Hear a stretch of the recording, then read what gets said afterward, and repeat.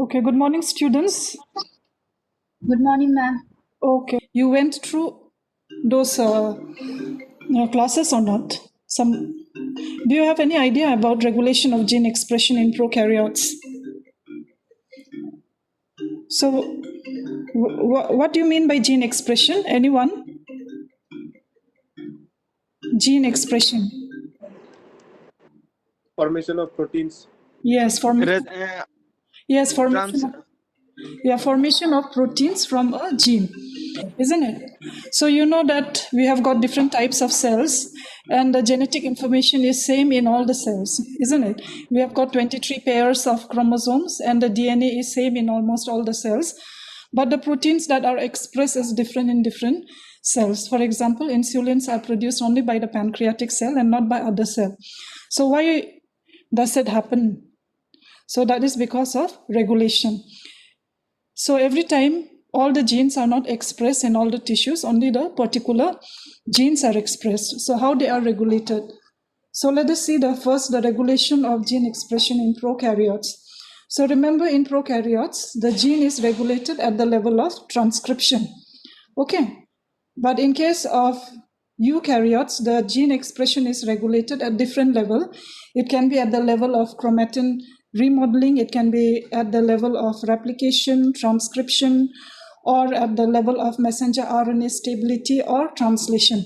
But in case of prokaryotes, the gene regulation is at the level of transcription, remember. Clear? So in prokaryotes, there is something known as, they have got a polycistronic genes. What is a cistrone? So cistrone is the part of gene which produces a protein, isn't it? So always remember, one cistrone will produce one protein.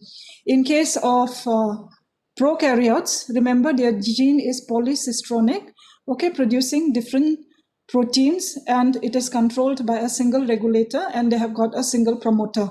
But in case of eukaryotes, we are monocistronic. That means a single gene has got a single promoter and single regulator. Okay, so this Lac Operon concept, okay, it was proposed by whom? Any idea? You must have learned in class 11, 12.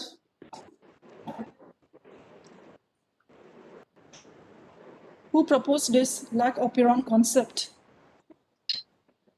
Jacob and Monod. Yeah, Jacob and Monod. Yeah, Jacob and Monod in 1961, isn't it? For which they received a Nobel Prize in 1965. So this Lac Operon concept was studied in E. coli. Okay, so what do you mean by an operon? So if you see, operon, it is a part of the DNA or a part of the gene consisting of the structural gene.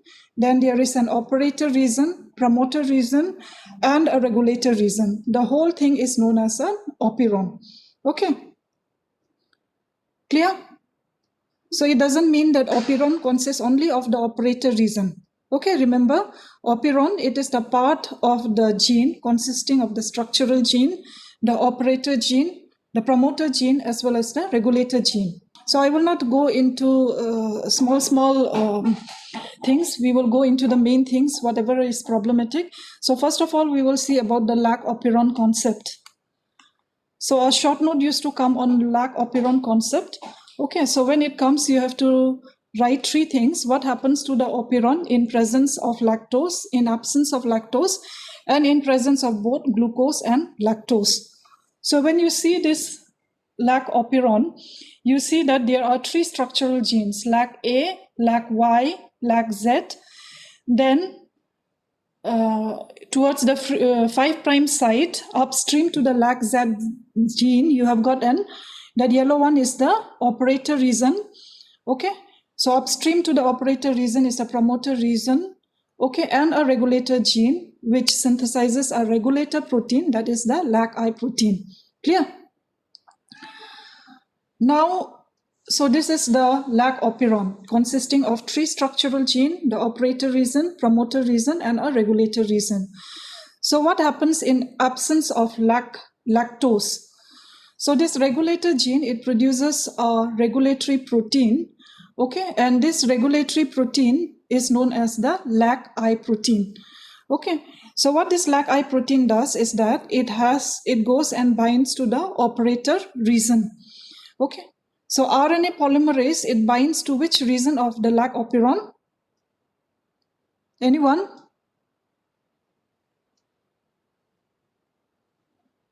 Anyone? Am I audible?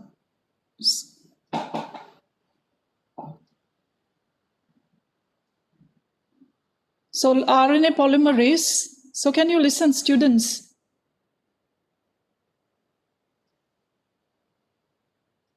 So RNA polymerase binds to which region of the Lac Operon? Polymerase always, it binds to the promoter region, isn't it? The transcription starts at the promoter region. So RNA polymerase, it goes and it binds to the promoter region first, and then it will do the transcription of all those structural genes. Okay, but in absence of lactose, what happens is that the Lac I gene, it produces a regulatory protein, that is the Lac I protein. It goes and binds to the operator region. So it does not allow the RNA polymerase to move forward and transcribe the Lac Z, Y, and A gene. Okay. So Lac Z genes, it produces a protein that is beta galactosidase. What is the function of beta galactosidase? It hydrolyzes the lactose is a disaccharide, so it hydrolyzes the lactose into glucose and galactose. Okay. Permease, what is the function of permease? It allows the lactose to enter inside the E. coli cell. Okay. And trans-acetylase, the function is not exactly known. So remember, Lac Z gene, it codes for the protein beta galactosidase, Y it codes for permease, and A it codes for trans-acetylase. So in absence of lactose, the Lac I gene, it produces a repressor protein. Okay, that protein is known as Lac I protein, and this protein goes and binds to the operator region, and it does not allow the RNA polymerase to transcribe the structural genes. Clear? Now what happens when the lactose is added into the medium in presence of lactose? The lactose is converted into allolactose by the enzyme beta galactosidase. Okay, lactose, it enters inside the E. coli cell and it is converted into allolactose by beta galactosidase. Now this allolactose, what it does, it goes and binds to the Lac I protein, and it changes the conformation of the Lac protein so that it can no longer bind to the operator region. Okay, once the Lac I protein is absent from the operator region, the RNA polymerase can move forward and it can transcribe the structural genes, that is Z, Y, and A. Clear? So when it comes as a short note, you have to mention what is Lac Operon. So Lac Operon consists of 3 structural genes, A, Y, and Z, which encodes for these various proteins. Then there is an operator region, promoter region, and a regulatory region, which is known as the Lac I region. Okay, in absence of lactose, Lac I will produce a Lac I protein, which goes and binds to the operator and does not allow the RNA polymerase to move forward and transcribe the structural genes. But in presence of lactose, the lactose is converted into allolactose by the enzyme galactosidase. Okay, and then this allolactose goes and binds to the Lac I protein and changes its conformation so that the Lac I protein cannot go and bind to the operator region. Okay, so now the operator region is free and the RNA polymerase can move forward and transcribe those structural genes. Clear? Any confusion? No, ma'am. Okay, now the third situation is when both glucose and lactose is present. Okay, the bacteria will try to utilize glucose first and not lactose. Why does it happen? Any idea? So remember, upstream. Provide much energy. Yeah, upstream to the promoter region, there is an area known as the catabolite activator protein element. Okay, regulatory element, CRP regulatory element. Okay, so catabolite activator protein regulatory element is present upstream to the promoter region. So this element, it binds to the catabolite activator protein. So catabolite activator protein, it cannot, it's there or not, let's see. Oh, so this is the CRP binding site. You can see the CRP binding site is present upstream to the promoter area. So this CRP binding protein, what does it bind? It binds to the CRP, that is catabolite activator protein. But the catabolite activator protein cannot bind to the CRP region by itself. It has to be bound to another molecule, that is the cyclic AMP. Clear? So this, remember, the cyclic AMP concentration is less when the cell is starving. So when the E. coli is starving, the cyclic AMP concentration is less. So the CRP, cyclic AMP concentration is more when the cell is starving. Okay, so this cyclic AMP will go and bind to the CRP. Now it will go and bind to the inactive CRP, converting it into an active CRP. Now this active CRP goes and bind to the CRP binding site. Now why is it essential? This active CRP is essential because it allows more strong binding of the RNA polymerase to the promoter site. Okay, for the RNA polymerase to bind to the promoter site, it requires an active CRP. So active CRP is formed by the combination of inactive CRP and cyclic AMP. Okay, so cyclic AMP concentration is high when the cell is starving. Now what happens when the glucose is added? The cyclic AMP concentration will be more or less. It will be more or less when the glucose is added, cyclic AMP concentration. Less. Yeah, less, because the cell is not starving anymore. So the cyclic AMP concentration has to be less. So what will be the consequences if the cyclic AMP concentration is less? The formation of the active CRP will not occur. Okay, so if there is no active CRP, the CRP binding site will be free. So the RNA polymerase cannot bind effectively to the promoter area. Okay, so if the RNA polymerase does not bind to the promoter area, it cannot move forward and transcribe the gene which metabolizes lactose. So the cell will try to utilize glucose first, and when all the glucose source is exhausted, then what happens? The cyclic AMP concentration will increase again, and it will form the active CRP. The active CRP will go and bind to the CRP binding site, okay? And which will allow the RNA polymerase to bind more strongly to the promoter region, and the RNA polymerase can move forward and transcribe the LAC, Z, Y, and A gene, which is required to synthesize the protein which are utilized for metabolism of lactose. Clear? Any confusion? Students, any confusion? Okay, so when they ask about Lac Operon concept, first you describe what is Lac Operon, then you have to describe what happens to the Lac Operon in absence of lactose, in presence of lactose, and in presence of both glucose as well as lactose. Okay, so in absence of lactose, Lac Operon is usually repressed, isn't it? But when glucose is present, when lactose is present, lactose is an inducer. So it will induce the Lac Operon. Clear? Now another thing is tripoperon. Tripoperon. So this operon is required, okay, it is involved in the synthesis of tryptophan. So tripoperon consists of 5 structural genes. You can see trip A, then B, C, D, and E. Okay, so these 5 structural genes, it synthesizes 5 different polypeptides. Okay, you can see from the textbooks what are those 5 different proteins which are synthesized. So trip E synthesizes antranilate synthetase, trip D synthesizes transferase, antranilate transferase, C synthesizes antranilate isomerase, then B and A, it synthesizes tryptophan synthetase. Okay, so there are different enzymes which are synthesized by these 5 structural genes, and these enzymes are concerned with the biosynthesis of tryptophan. Clear? Now, upstream to the structural gene, what is present? What is present upstream to the structural genes? You have got an operator area. Okay. Then upstream to the operator area, there is a promoter area. Remember, operator is between promoter and the structural gene.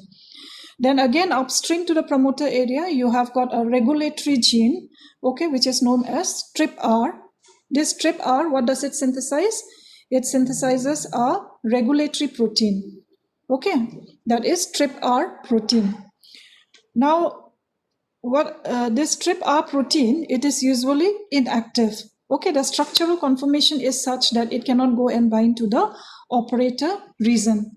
But when tryptophan is present, what happens is that the tryptophan will go and bind to this inactive repressor. It will change the conformation and convert it into an active repressor. Okay, and this active repressor will go and bind to the operator region. As a result, the RNA polymerase cannot move forward and transcribe those structural genes. So here, the tryptophan is acting as an inducer or repressor. Repressor. Yeah, it is acting as a repressor. Okay, tryptophan is acting as a repressor. So when the tryptophan is absent, the trip operon is usually active, but when the tryptophan is present, it will convert the inactive repressor into an active repressor, which can go and bind to the operator region. Okay. So this tryptophan operon can also be regulated by another mechanism that is known as attenuation. So upstream to the structural gene, that is E. Okay, there is a structural gene E. So upstream to the structural gene, there is a leader region. Okay, leader region that is made up of around 147 base pairs. So this leader region, it synthesizes a leader peptide, which is present in the protein. So this leader region, okay, so leader region, it consists of 5 domains, that is 4 domain 1, 2, 3, and 4. Clear? So this leader region, where is it present? It is present upstream to the TRPE structural gene. Okay, so this leader region has got 4 domains, that is 1, 2, 3, and 4. Then this domain 1, it has got 2 codons for tryptophan. Okay, it has got 2 codons for tryptophan, remember. And this domain 1, it produces a leader sequence which is around 14 amino acid long. Now remember one thing is that this domain 2, 3, and 4, it is made up of base sequences which are complementary to each other. So the domain 2 can form a stem loop structure with domain 3, and domain 3 can form a stem loop structure or the hairpin loop structure with domain 4. So domain 3, when it forms a hairpin loop structure with domain 4, that hairpin loop structure is known as the attenuator loop or the termination loop. Okay, it will terminate the transcription. So that's why it is known as the terminator loop. Then domain 2 and 3, when it forms an hairpin loop structure, it is known as anti-attenuator loop. So it allows the transcription to occur. So what happens in the this regulation of trip operon by attenuation? So there may be 2 conditions can occur. One is when the tryptophan level is low and when the tryptophan level is high. So when the tryptophan level is low, so remember one thing, in case of prokaryotes, the translation and transcription occurs simultaneously. But in case of eukaryotes, what happens? The transcription occurs first, then there will be a post-transcriptional modification, and then only translation occurs. But in case of prokaryotes, it occurs simultaneously. So when the tryptophan level is low, what happens is that the level of the transfer RNA, which is charged with tryptophan, is also low. So the ribosomes, what happens is that it will wait in the area where the tryptophan codon is present in the domain 1. So I've already told domain 1 consists of 2 tryptophan codons. Okay, so the ribosomes will wait there, will wait near that tryptophan codon for the transfer RNA, which is charged with tryptophan, to come there, because the tryptophan level is low. So what happens is that the domain 2 and 3 is free, isn't it? Domain 2 and 3 is free because the ribosome is stalled in the domain 1. So domain 2 entry is the anti-attenuator loop. It will allow the transcription to occur. It will allow the RNA polymerase to move forward, okay, and transcribe the genes, structural genes. But what happens when the tryptophan level is high? That means the transfer RNA, which is charged with tryptophan level, also will be high. So the ribosomes will not wait for the codons in the domain 1. It will move very fast and it will go to the domain 2. As a result, what will happen? The domain 2 cannot form a hairpin loop structure with domain 3. And the domain 3 will form instead the hairpin loop structure with domain 4, which is known as the terminator loop. Okay. So when this terminator loop is formed, the RNA polymerase cannot move forward and transcribe the structural genes which is required for the synthesis of tryptophan. Okay, because the tryptophan level is already high, you don't need more tryptophan. So the termination loop is formed between the domain 3 and 4. Clear? So this is the regulation of trypoperon by attenuation. So for attenuation, remember you need a leader region which is present 5' or upstream to the structural gene, that is structural gene E. And this leader region, remember, it has got a 4 domain 1, 2, 3, and 4. They contained this base sequences, all this domain, it contains the base sequences which are complementary to each other. Okay, domain 2 has got the sequence which is complementary to domain 3, and 3 has got the sequence which is complementary to domain 4. So 2 and 3, they can form a hairpin loop structure which is known as the anti-attenuator, because it can allow the transcription to occur. 3 and 4, it forms the termination loop because it stops or terminates the transcription. It does not allow the RNA polymerase to move forward and transcribe those structural genes, okay, required for synthesis of tryptophan. So how it is controlled is when the tryptophan level is low, remember, the ribosome will be located in the domain 1 in the region where the tryptophan codon is present. Okay. So as a result, anti-attenuator loop is formed between domain 2 and 3. So the RNA polymerase can move forward. But when the tryptophan level is high, the the ribosomes will move very fast. Okay, and it will go to the domain 2. So the termination loop is formed between the domain 3 and 4. So the RNA polymerase cannot move forward. Clear? Any confusion? Okay, so that is the regulation of trypoperon by attenuation. So trypoperon is in absence of tryptophan, it is usually in the switch off or on mode. Trypoperon, in absence of tryptophan, it is usually active, isn't it? So tryptophan is a repressor or an inducer? Repressor. Yeah. Tryptophan is a repressor, so it can be regulated either it can be regulated either by tryptophan or it can be regulated by attenuation. So if a question comes on tryptophan operon, you have to describe both. Okay, regulation by tryptophan, and number second is regulation by attenuation. For Lac Operon, you have to describe what happens in absence of lactose, what happens in the presence of lactose, and what happens when both glucose and lactose is present. Okay, so these are the type of questions usually asked in the exam. Describe Lac Operon and describe trypoperon. So usually they don't ask regulation of gene expression in eukaryotes, but if it comes in the exam, okay, regulation of gene expression in eukaryotes, remember, eukaryotes gene is more complex. It is very long and then it is very complex. The remodeling is also very complex because they form those nucleosome structure, isn't it? And then they are further folded to form a chromosome, chromatin, and ultimately chromosome.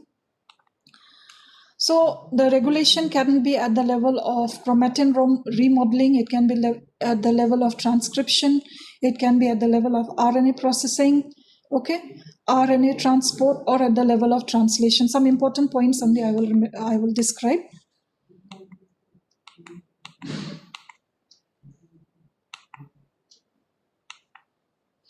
Okay, so at the level of chromatin remodeling, So you know that nucleosome, what is nucleosome made up of? It is made up of DNA and the histone proteins, isn't it?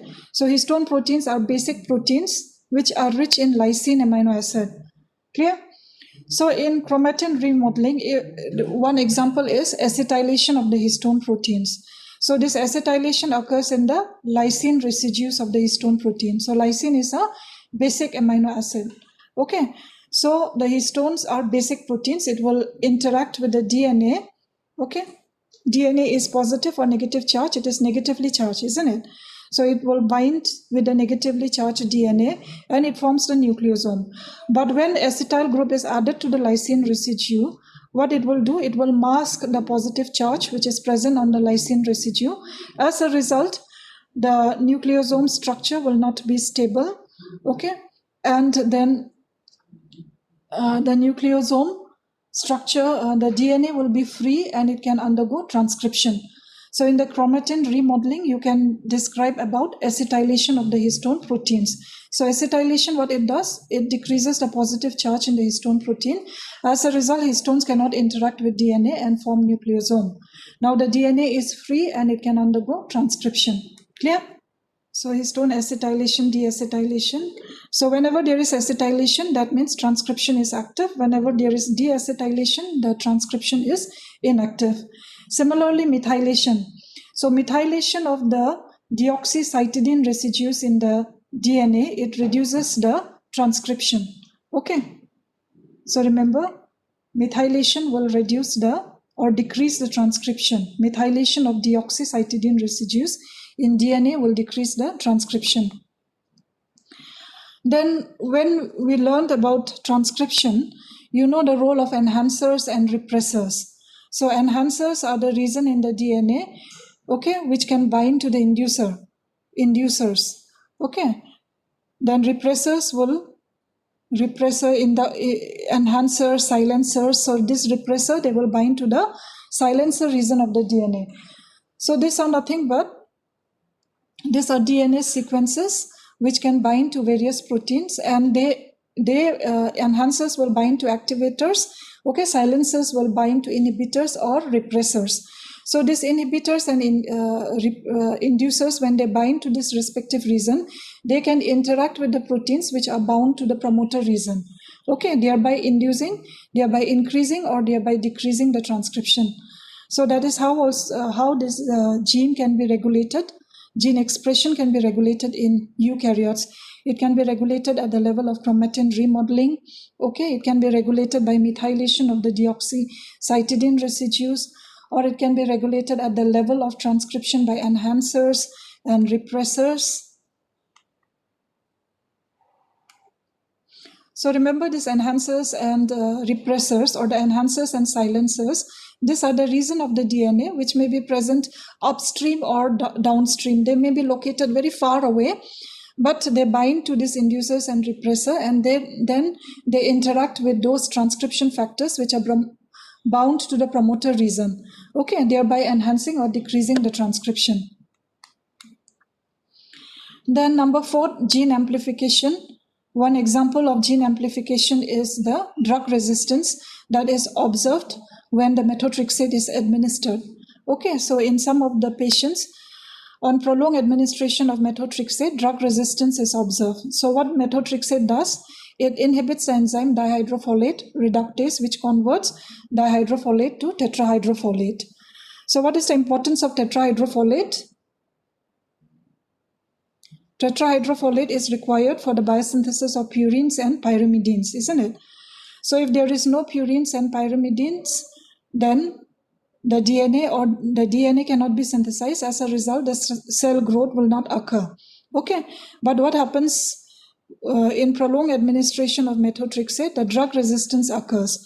So why this drug resistance occurs? Because there is increase in there is amplification of the gene for dihydrofolate reductase. Okay, amplification occurs. As a result, methotrexate cannot inhibit all the dihydrofolate reductase genes. Okay, some of them will be free. Then this gene rearrangement you have observed in immunoglobulins, isn't it? So immunoglobulin gene has got variable, then joining, and the constant region. So this variable, different variable region, the joining region, and the constant region, then they can recombine and form different types of immunoglobulin molecule. So messenger RNA stability, which we have already mentioned in post-transcriptional modification, there is a cap that is present in the 5' end, that is 7-methylguanosine triphosphate cap, and then there is a poly A tail which stabilizes the messenger RNA from the attack of 5' exonuclease and 3' exonuclease enzyme. Okay, now what is important in regulation of gene expression in eukaryotes is they used to ask short notes on various motifs that is present in DNA binding proteins. So you know that in the DNA there are major grooves and minor grooves.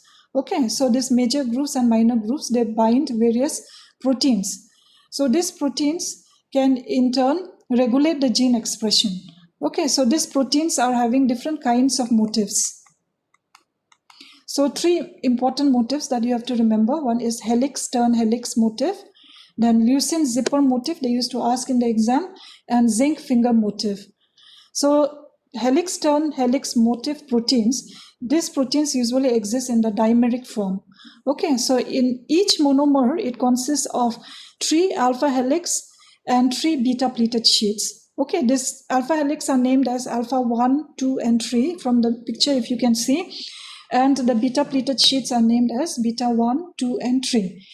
So these 2 monomers, they interact with each other with the help of this beta 3 pleated sheets. So the 2 beta 3 pleated sheets of the 2 monomers, they interact together to form a dimer. Okay, and the DNA binding region of this helix turn helix protein is located in the alpha 3 region. So alpha 3 region or the alpha 3 helix will bind to the 5 base pairs of the DNA which is present in the major groove. So helix turn helix motif is nothing but it is a protein which usually occurs in the dimeric form, and each monomer has got 3 alpha helix and 3 beta pleated sheet. So this alpha helix are named as alpha 1, 2, and 3. And beta pleated sheets are named as beta 1, 2, and 3. So the 2 monomers, they interact with each other with the help of beta 3 beta pleated sheet, and the DNA binding domain of this protein is present in the alpha 3 helix. Clear? Any confusion? Okay, then we will come to the next motif, that is zinc finger motif. Okay, so zinc finger motif, it consists of around 2 to 9 finger-like projections. Okay, then each finger is made up of around 12 to 13 amino acid residues. How this finger is formed is because of the zinc ion. This zinc ion, it forms a coordinate bond with 4 cysteine residues, or it can form the 4 coordinate bonds with 2 cysteine and 2 histidine residue. Because of these coordinate bonds, you have got the finger-like projections. Okay, so these fingers, it will go and interact with the major and minor groove of the DNA, and thereby it can regulate the gene expression. Clear? So this zinc finger motif, remember, there are around 2 to 9 of this finger-like projection. And this finger-like projection is formed because of the zinc ion, which forms a coordinate bond, either with 4 cysteine residues, or sometimes in some of the fingers, it can form with 2 cysteine and 2 histidine residues. So and each finger is made up of around 12 to 14 amino acid residues. Okay. Then in the leucine zipper motif, some of the proteins, okay, some of the DNA binding proteins in the C-terminal end, they have got an alpha helical structure. So you can see here 2 dimers. So the alpha helical structure, remember, it is present in the C-terminal domain. And this alpha helix, there are around 8 turns of this alpha helix, and the leucine is present in every 4th position.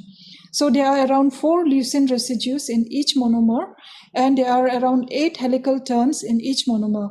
Okay, so this each monomer, they can interact with each other with the help of leucine, okay, which is present in every 4th position to form a leucine zipper.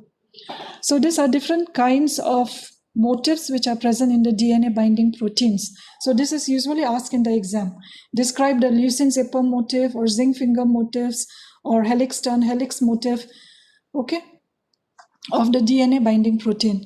So in the exam, they usually ask this Lac Operon concept or Trip Operon concept, then this DNA binding protein.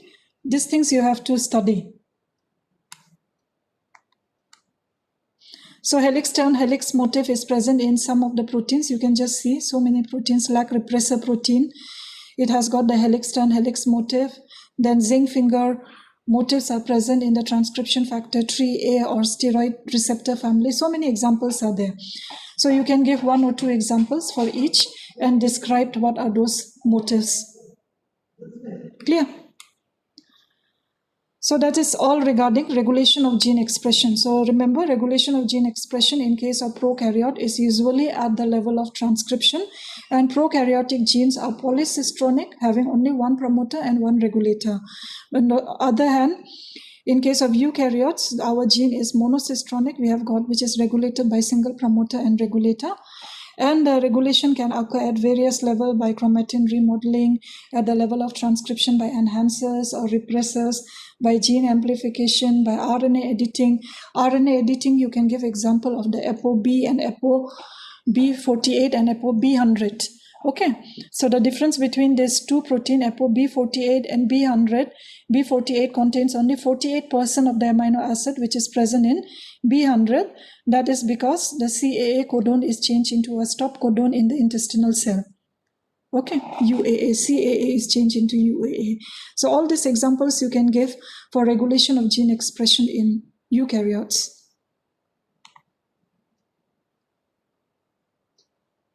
So what are the other things you want me to teach in the molecular biology? PCR is okay. PCR is clear or not? Students, so you want me to take class on PCR or is it okay? You can study by yourself. You can take, ma'am. Okay. I'll continue in Ma'am, this you class. can take. Yeah, I'll continue in this class only, okay? Okay, ma'am. Yeah. So before going into PCR, I will mention something about recombinant DNA technology. So which is also known as genetic engineering. Okay, so in this recombinant DNA technology, what they ask important questions from this chapter is about the vectors. Okay, what is a vector?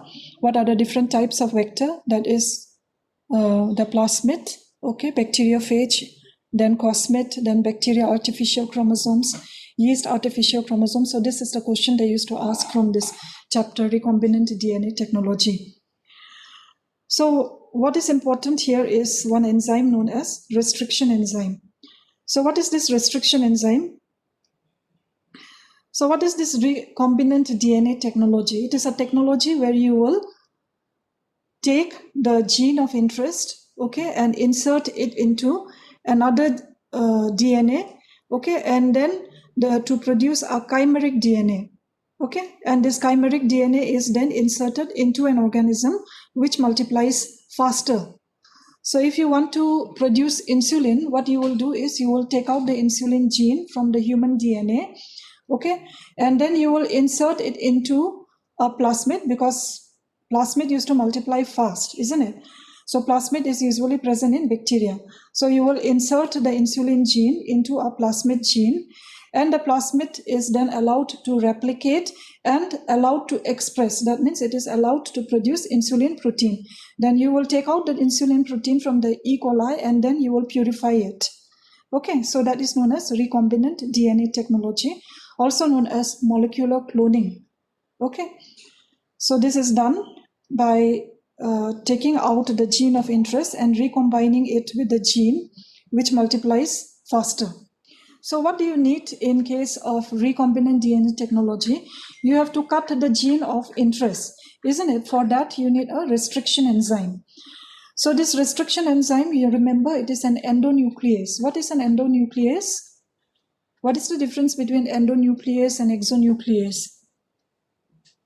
Endonuclease cuts the The DNA DNA within. from end, Yeah. and nucleus, it's like in a between, like Yes. middle or not in the end. Yeah. So endonuclease will cut the DNA from anywhere inside the DNA.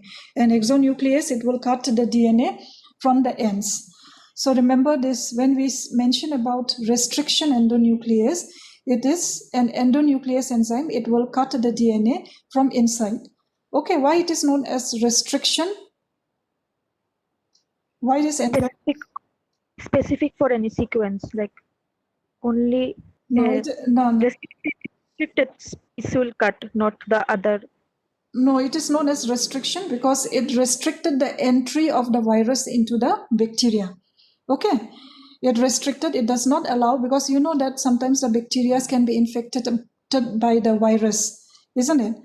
So it does not allow the virus to infect the bacteria. It restricts the growth of the virus inside the bacteria. That's why they were named as restriction enzyme. Clear? Now this restriction enzyme, remember, it always recognizes the palindromic sequence. What do you mean by palindromic sequence? The palindromic sequence is same when you read from the front or from the back, isn't it? For example, this EcoR1, how they are classified, this EcoR1, E stands for the genus Escherichia, then CO, small alphabet CO stands for the coli, that is the species, then R is the strain, and the Roman numeral stands for the order of discovery. Okay, so EcoR1, remember, it recognizes the palindromic sequence that is GAATTC.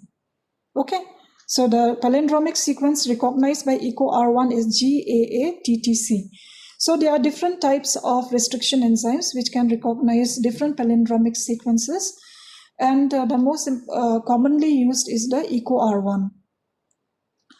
Now when this restriction enzymes, it cuts the DNA, it can produce two types of ends. Okay, it can produce blunt end or it can produce the sticky ends. Sticky ends will have an overhangs. Usually sticky ends are used for recombinant DNA technology. So what we do is we cut the gene of interest from the donor DNA with the same restriction enzyme, which will also cut the DNA which is present in the plasmid. So plasmid is one kind of vector which is present in bacteria. Okay, bacteria has got its own chromosomal DNA as well as plasmid. This plasmid is a circular DNA which multiplies independent of the bacterial chromosome. So they multiply faster when compared to the bacterial chromosomes. There are so many plasmids inside the bacteria. Okay, so what you have to do is we will cut the DNA of interest and we will cut the plasmid enzyme, plasmid DNA with the same enzyme, same restriction enzyme, for example, EcoR1, to produce the sticky ends. Okay, now in the second step, what we will do, once we get the gene of interest, we cut both the plasmid and the donor DNA. We will recombine these two DNAs to form a recombinant DNA or the chimeric DNA. Okay, and we will seal those two, we will seal the DNA, okay, that is two DNA with the help of the enzyme DNA ligase. We will cut the DNA with restriction enzyme and then we will seal with DNA ligase to produce the recombinant DNA. This is the first step in recombinant DNA technology. Now in the second step, what do we do?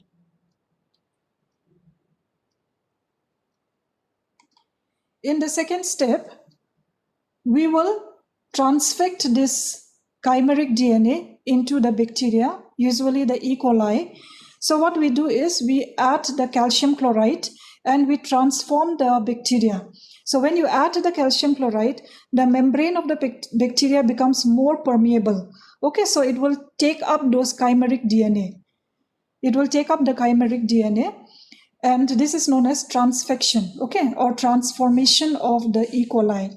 So we can add the calcium chloride and then the E. coli will take up the chimeric DNA from the medium. Okay, but it doesn't mean that all the bacteria will take up the chimeric DNA. Some of the bacteria may not take up the chimeric DNA. So in the next step, we have to select only those bacteria which takes up the chimeric or the recombinant DNA. So how it is done? So what we will do is we will remember this plasmid, the property of the plasmid is that, what is the function of plasmid in bacteria. What does it do? Any idea? It provides antibiotic resistance. Okay, it provides antibiotic resistance to the bacteria. So this plasmid is having a certain antibiotic resistance gene. So what they do usually is they used to insert this chimeric DNA into a antibiotic resistance gene. Okay, for example, there is a plasmid known as PBR322. It has got two antibiotic resistance gene. One is tetracycline resistance gene, another is ampicillin resistance gene. So what they do is they insert this chimeric DNA into the ampicillin resistance gene. As a result, the property ampicillin resistance will be lost. Okay. Now you grow this bacteria into a medium which contains ampicillin. Those bacteria which have taken up this chimeric DNA, they will be able to survive. Okay, they will be able to survive in the medium containing ampicillin. Okay, they will those bacteria which didn't take up the chimeric DNA, they will be able to survive in the ampicillin medium because they contain the ampicillin resistance gene. But okay, so I will just give the basic of this recombinant DNA technology. So I have told that in recombinant DNA technology, first what we have to do is we have to cut the gene of interest and the plasmid DNA or the vector DNA with the same restriction enzyme. Okay, clear? So the restriction enzyme, when they cut this DNA, it may produce two types of ends. One is the blunt end. You can see the first one is the blunt end, and the number second below one is the sticky end where there is an overhang. Okay, so the sticky ends will be present both in the gene of interest as well as in the vector DNA. Okay, we have to cut those two DNAs with the same restriction enzyme. You cannot use different restriction enzyme, otherwise they will produce two different ends and they will not be able to combine. Then in the next step, what you have to do is those two sticky ends from two different sources, that is the gene of interest and the vector DNA, you have to seal it with the help of DNA ligase. This is the first step of recombinant DNA technology. Okay. Now I have already told there are different types of vectors. Number one is plasmid, that is the smallest one. Plasmid is nothing but it is the circular DNA which is present in bacteria, which is independent of bacterial replication. Okay, there are multiple copies of plasmid present in the bacteria. So they are circular in shape and they are used to replicate independently when compared to the bacterial chromosomes. So you have to cut this gene of interest and the plasmid DNA with the same restriction enzyme, then recombine these two DNA and ligate them with DNA ligase. Then in the second step, what you have to do is you have to do transformation of the bacteria. What is transformation? This is nothing but a step where the bacteria will be able to take up this chimeric DNA from the medium. Okay. Now you add this bacteria and this chimeric DNA along with calcium chloride. So what is calcium chloride will increase the permeability of this bacteria, membrane permeability. As a result, the bacteria will be able to take up the chimeric DNA. Okay. Now, once this chimeric DNA is present inside the bacteria, this plasmid containing the chimeric DNA, it will multiply and then it will produce the desired protein. Now, one problem when transformation occurs is not all the bacteria can take up the chimeric DNA. There may be some bacteria which does not take up the chimeric DNA. Now, how will we identify which are the bacteria which have taken up the chimeric DNA and which are the bacteria which did not take up the chimeric DNA? So what we will do is we will allow the transformation to occur in a medium which contains the antibiotics. Okay, so remember plasmid has a property that it has got an antibiotic resistance gene. So there is an plasmid that is PBR322 which has got an ampicillin resistance gene as well as tetracycline resistance gene. So what we have to do is you have to grow. We will insert this chimeric DNA into an area where there is an ampicillin resistance gene. Okay, ampicillin resistance gene is there. And then grow this E. coli into a medium which contains the ampicillin. Okay, those E. coli which has taken up the chimeric DNA, they will not be able to survive in the ampicillin medium because they have already lost the property of ampicillin resistance because of the insertion of chimeric DNA. Okay, now you know that which are the bacteria, okay, which have taken up the chimeric DNA. You locate those areas and you grow them again into a medium which contains the tetracycline. Okay, tetracycline is, they are having the resistance to tetracycline, so they will grow into the medium which contains tetracycline. Then what you'll do is you will isolate those bacteria and then you will regrow into another medium, okay, which contains both ampicillin as well as tetracycline, and ultimately you will try to extract the protein which is present in this E. coli. Clear? So the first is the cutting of the desired DNA with the restriction enzyme. Number second is the transformation, then selection of the bacteria by growing them into a proper antibiotic medium. And number fourth step is you have to amplify the clone and ultimately get the desired protein. So this is the basic of recombinant DNA technology. Any confusion? No, ma'am. Okay, so these bacteria, first of all, when they are grown into the medium which contains ampicillin, what will happen? The bacteria, okay, because you have inserted this chimeric DNA into the region where there is ampicillin resistance. As a result, the ampicillin resistance property will be lost. Yes or no? Yes. So if you grow this bacteria into a medium which contains both tetracycline as well as ampicillin, what will happen? They will be able to survive or they will die. And what about those bacteria which have not taken up the chimeric DNA? They will survive or they will die. Those bacteria which they have not taken up the chimeric DNA, if you grow them into a medium which contains tetracycline as well as ampicillin, they will grow or they will die. No, they will grow, isn't it? Because they have got both ampicillin as well as tetracycline resistance gene. So they will be able to grow in a medium which contains ampicillin as well as tetracycline. Whereas those cells, those bacteria which have taken up the chimeric DNA, they will be able to survive they will die in the medium which contains both ampicillin as well as tetracycline. Okay. So you will identify which are the colonies which died in that medium. You will isolate that colonies and you will grow them into a medium which contains only tetracycline. Okay, in the tetracycline medium, this E. coli will be able to grow. Okay, and then you will clone those E. coli and isolate the protein. Clear? So when transformation occurs, it doesn't mean that all the bacteria have taken up the chimeric DNA. There may be some of the bacteria which may not have taken up the chimeric DNA. So how to choose those bacteria which have taken up the chimeric DNA is to grow into a medium which contains both ampicillin as well as tetracycline.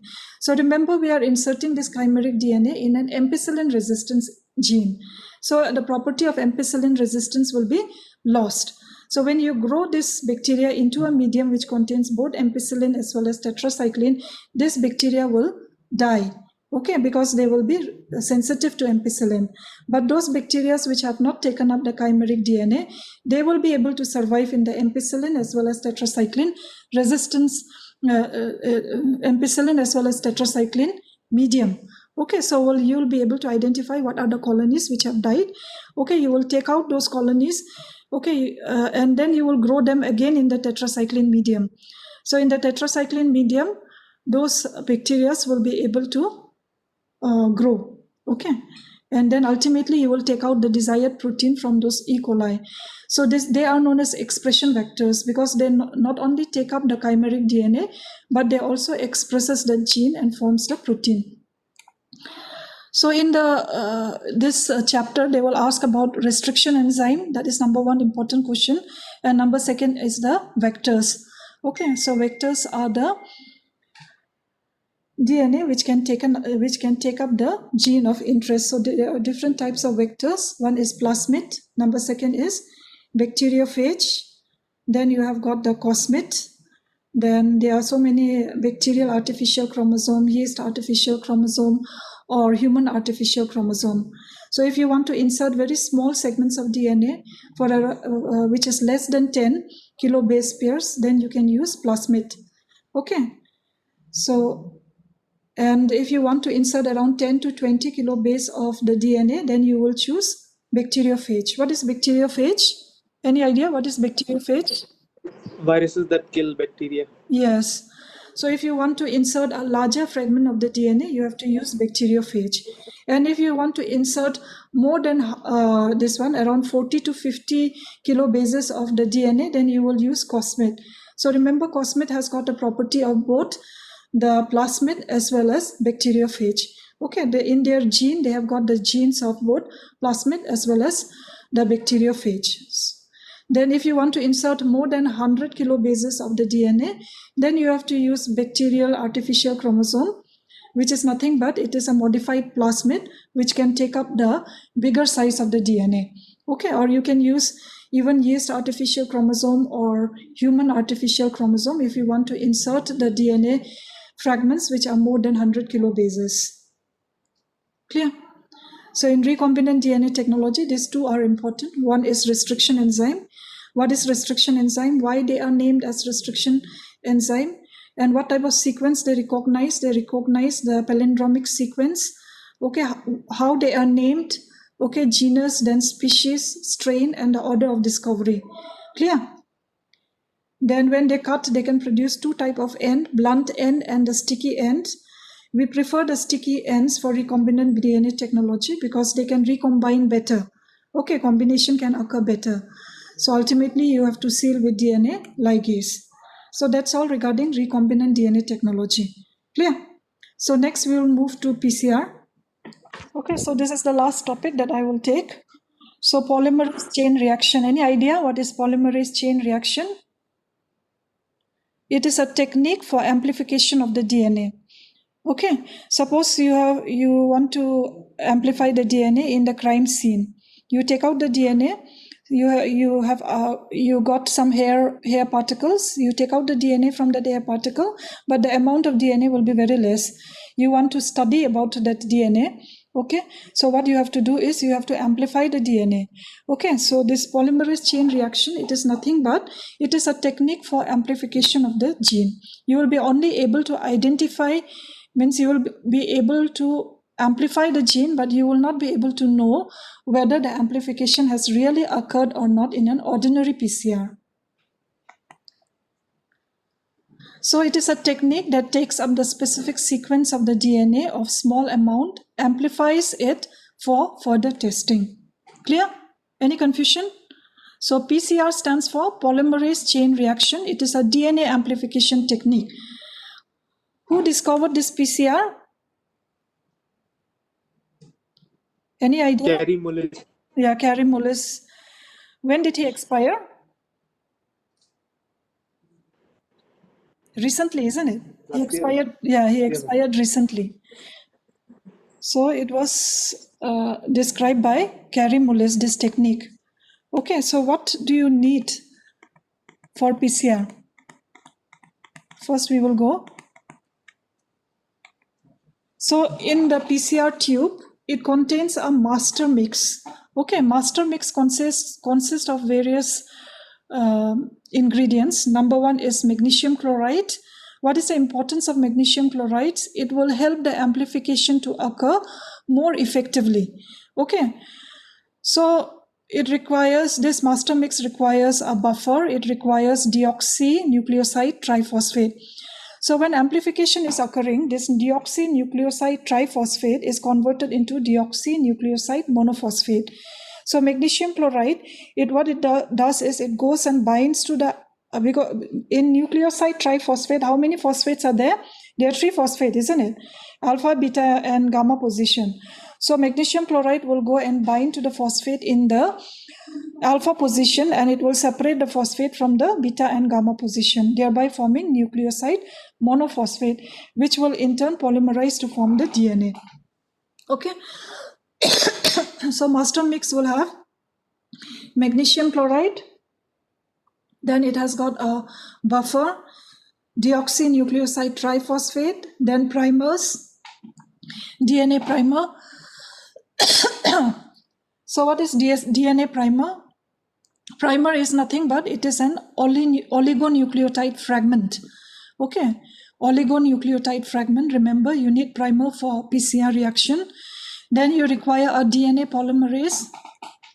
The specific DNA polymerase which is required in polymerase chain reaction is, anyone? What is the name of the DNA polymerase required in TAC polymerase? Okay, TAC stands for Thermus Aquaticus. Okay, so this polymerase enzyme, it was isolated from the bacteria, okay, of hot spring. The bacteria which are found in the hot spring of Yellowstone National Park, from those bacteria, this enzyme was, they isolated this enzyme. And the property of this enzyme is that it can survive even when the temperature is increased up to 176 degree Fahrenheit. Okay, then you require the target DNA. Okay, that is the gene of interest. So these are the contents which are present in the master mix. Okay, now what are the steps of PCR? There are 3 steps, remember. Number 1 is denaturation. That means the gene of interest, when you take out, you have to denature the 2 strands of the DNA.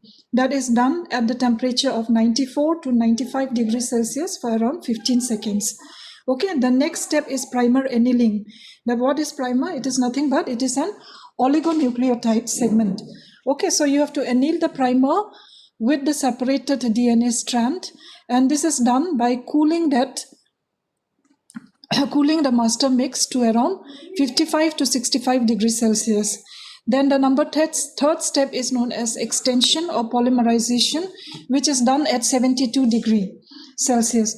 Okay, so PCR consists of 3 steps. Remember, denaturation, then annealing and extension, which is also known as polymerization.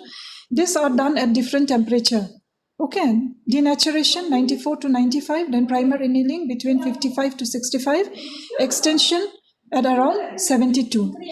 Okay, so all these things are done in a single machine that is known as thermal cycler. We just program it, and then all this increasing, decreasing, it occurs by itself. So how many times we used to do this PCR cycles? It is repeated 25 to 40 times. So when you repeat this PCR cycles, you will get an ample amount of DNA molecule, which can be used later. Okay, so when PCR comes, you just say, what is PCR? What are the contents of this master mix? Then what are the steps of PCR? Denaturation, annealing, and extension. And number 4 is, what are the application of PCR? Okay, number 1 application, it can be used for detection of the bacterial or viral infection. Suppose in case of Mycobacterium tuberculosis, if you cannot identify, you cannot isolate the tubercle bacilli from the sputum, what you do is you take out the DNA from the tubercles, this Mycobacterium tuberculi, and then you amplify the DNA, and then you will be able to know whether the infection has occurred or not. No? Okay, and then the detection of bacterial viral infection, for example, HIV, chlamydia, trachoma, so many, Neisseria, gonorrhea, and all. No? Then diagnosis of genetic disorder can be used. Then in medico-legal cases, for example, in the crime scene, if you want to identify the accused, or in case of there is a conflict in paternity, in those cases also we can use. Then for cancer detection and paleontological studies. So these are the applications of PCR. Okay, so PCR means polymerase chain reaction. There are so many ingredients which are required for conducting an PCR. What are the contents of PCR master mix? You have to know. Then what are the steps? Denaturation, number 1. Number 2 is annealing. And number 3 is polymerization and application of PCR. That's all you have to write about PCR. Then there are different types of PCR. Okay, the most important one is the reverse transcriptase PCR, which is also known as RT-PCR. In RT-PCR, what we do is we take out the RNA, and from RNA, the complementary DNA is synthesized, and then the complementary DNA is amplified. Okay, that is reverse transcriptase PCR or RT-PCR. Clear? Now there is another PCR which is nowadays we are using for COVID-19 detection, isn't it? That is real-time PCR. The disadvantage of this ordinary PCR is that we know only it is a technique for amplification, but we don't know exactly whether the amplification has occurred or not. If you want to know whether the amplification has occurred or not, you have to do gel electrophoresis in an ordinary PCR. But in case of real-time PCR, you will be able to quantitate whether the amplification has occurred or not. Okay. So this is in real-time PCR, it can be used by two techniques. So in real-time PCR, what happens is that amplification also occurs, and side by side there is increase in fluorescence. When there is increase in fluorescence, that means increase in fluorescence. Okay, that means the amplification is occurring. Okay, so real-time PCR can be done. Real-time PCR is also known as quantitative PCR because you can quantify the amount of the DNA that has been amplified.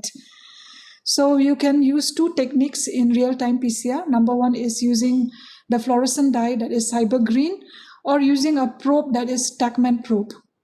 Okay, nothing much to know about real-time PCR, only this much you have to know. Why it is known as real-time PCR? Because you can amplify the DNA faster, and you can also quantify the DNA with the help of increase in fluorescence. Okay, can be used by using cyber green or by using a Tachman probe. Clear? Then there is something known as multiplex PCR. Multiplex PCR, where you can amplify different segments of the DNA at the same time. Okay. In multiplex PCR, you can amplify different segments of the DNA at the same time in the PCR machine. Okay. So that's all regarding PCR. Any question?